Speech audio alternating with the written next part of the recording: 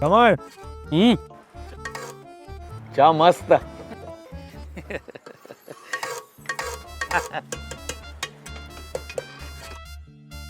લાઈ 10 રૂપિયા.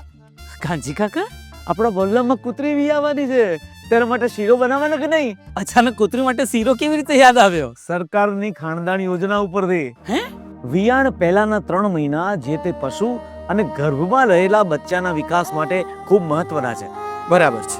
અને વિયાણ પછીનો 1 મહિનો એ પશુના આરોગ્ય માટે કટોકટીનો છે.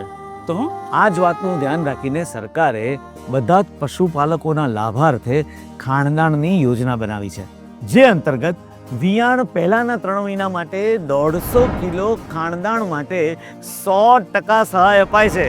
અને વિયાણ પછીના 1 મહિના માટે?